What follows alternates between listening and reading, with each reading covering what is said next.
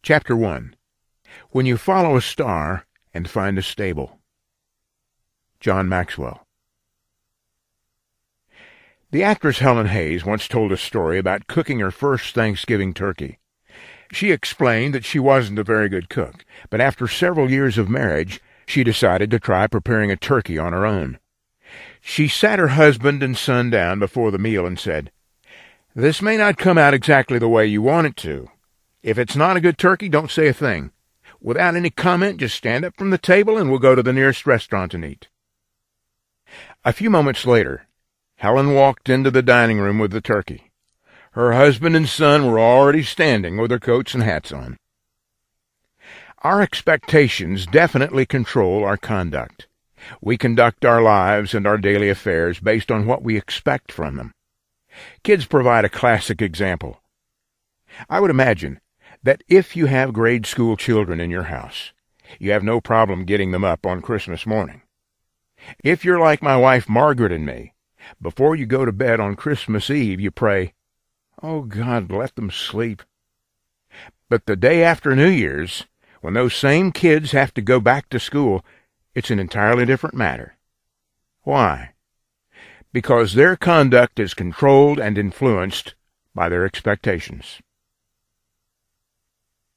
What if you follow a star and find a stable? In Matthew chapter 2, we read the story of the wise men following the star. And based on that scripture, the question that I have for you is this: what happens when you've been following a star and it leads you to a stable? What happens when all of a sudden, after thinking that something grand and glorious would be at the other end, you end up in the backyard of a barn? And there, instead of a palace and a king on a throne, you find a little baby held by his mother. It's nothing like what you had anticipated. How do you react when you follow the star and find a stable? How is your conduct affected by the outcome of your expectations? Now after Jesus was born in Bethlehem of Judea, in the days of Herod the king, Magi from the east arrived in Jerusalem, saying, "Where is he who has been born King of the Jews? For we saw his star in the east, and have come to worship him." And when Herod the king heard this, he was troubled, and all Jerusalem with him. Gathering together all the chief priests and scribes of the people, he inquired of them where the Messiah was to be born. They said to him, "In Bethlehem of Judea. For this is what has been written by the prophet, And you, Bethlehem, land of Judah, are by no means least among the leaders of Judah. For out of you shall come forth a ruler, who will shepherd my people Israel." Then Herod secretly called the Magi, and determined from them the exact time the star appeared. And he sent them to Bethlehem, and said, "Go and search carefully for the child, and when you found him, report to me, so that I too may come and worship him." And having heard the king, they went their way, and the star which they had seen in the east went on before them, until it came and stood over where the child was. When they saw the star, they rejoiced exceedingly with great joy. After coming into the house, they saw the child with Mary his mother, and they fell down to the ground and worshipped him. Then opening their treasures, they presented to him gifts of gold, frankincense, and myrrh. And having been warned by God in a dream not to return to Herod, the Magi left for their own country by another way. Matthew chapter 2, verses 1 through 12. Can you imagine the disappointment the Magi must have felt when they finally ended up in Bethlehem? We know that they were expecting a mansion or a royal court. They even stopped at King Herod's palace to find out about this star and this child who was to be born. Every one of us has had times in life when we followed a star. Everything looked so promising, but we were to find out at the end that we were in a stable. Margaret's nephew Troy was a promising young athlete with a great mind. He was a good student in his second year in college. Troy was very handsome, and it seemed that he had everything at his fingertips. Then one night he was in a terrible automobile accident, thrown over 100 feet from a car. He ended up in intensive care in a Columbus, Ohio hospital. If you had looked at Troy just hours before his accident, you would have said, "There's a kid following a star, His future is unlimited. Afterward, we can only wonder if he had a future.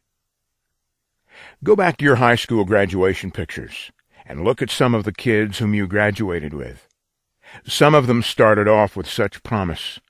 Perhaps you look at the things they wrote in your yearbook and think back. You were sure they would someday be a star. But now as you look at them, you can see that life has been a disappointment. College kids graduate with their diplomas tucked under their arms, ready to go out and win the world. But they find out that the jobs they wanted are not the ones that they got.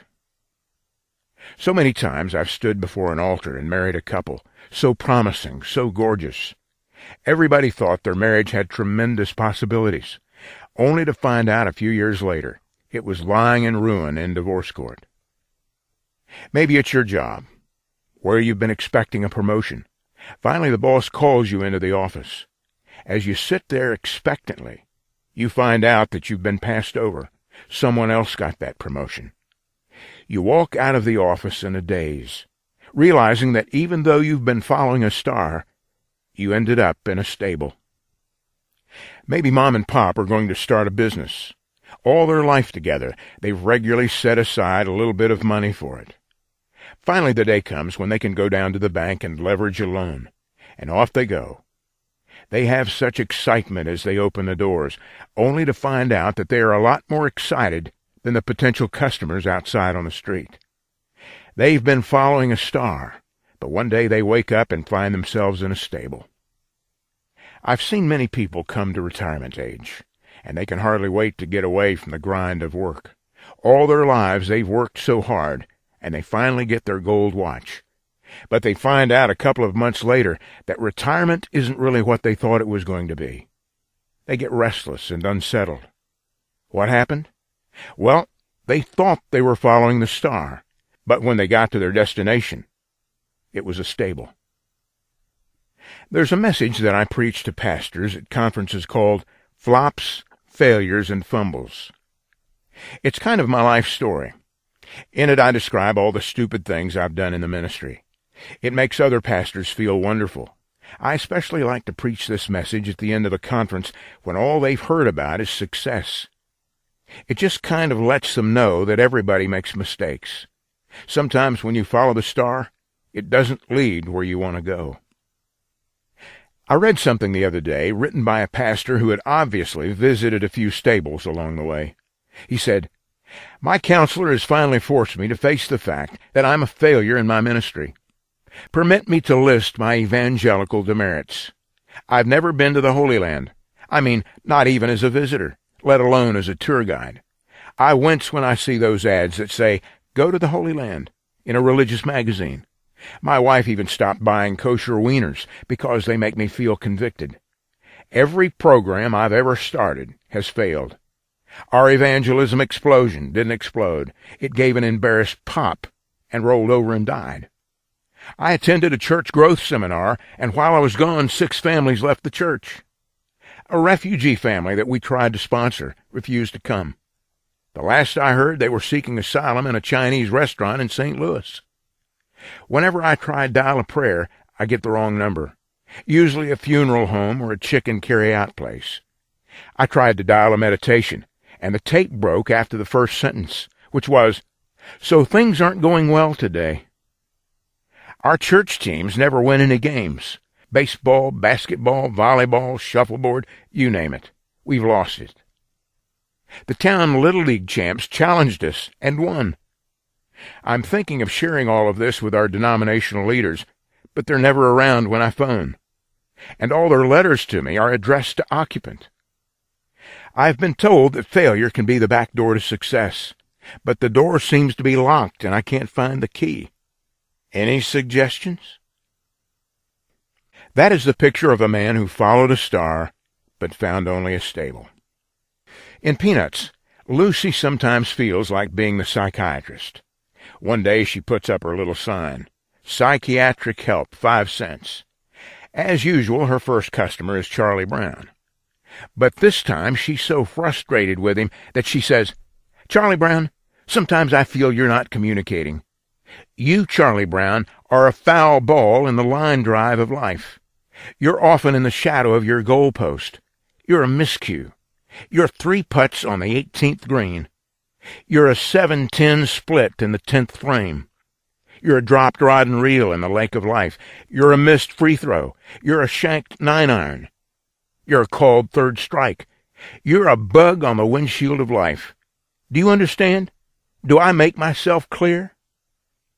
The beautiful part of the Christmas story of the wise men is what they do when they come to the stable. Through their actions, they teach us 3 things. I believe that all wise men throughout the ages have done these 3 things when they come upon a stable, to a place or situation that isn't exactly what they were expecting.